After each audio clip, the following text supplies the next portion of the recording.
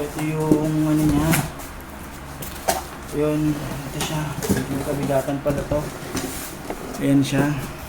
Ito yung user's manual. 4.2. Ito yung binili ko eh. So, tingnan natin ha. May kabigatan pala to.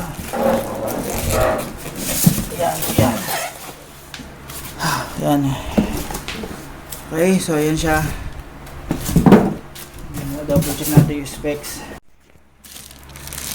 So ito siya ay 4.2, 24 volts. Ayan, okay naman.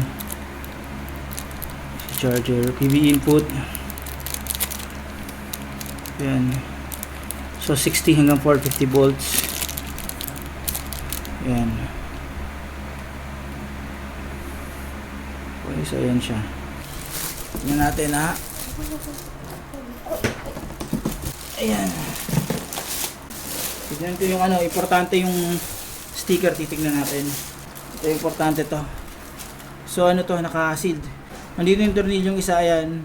Ano naman, naka-sealed naman, di bukas. Kasi pag ano, pag nabuksan na to, mawawala tong ano eh.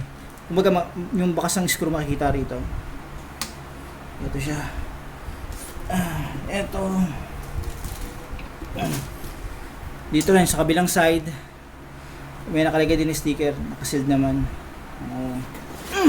Ito sa likod. Ito yung taas, tapos ito yung baba. So yung baba importante yan.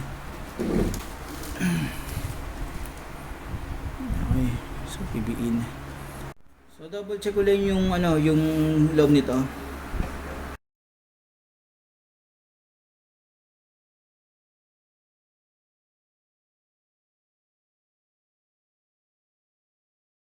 Ito, buksan ko na. So ito siya. Yan yung maigi para ma-double check lang natin. So tignan nyo. Baka hindi naman ano, ni-repair. So yan siya. Yan lang yung natatanaw ko eh. So pag magsisetup dito kayo magkoconnect yan sa battery. Okay, so dito tayo magsisetup yan sa battery niyan. Yan. Ito yung mga ano, AC in saka AC out. Yung PV input dito. Okay. So ayos naman yung ano niya. Setup niya. So ito na yung ano, yung setup ko yan. Ayan na siya. Okay, so ito na yung inverter. Tayo naman, di ba?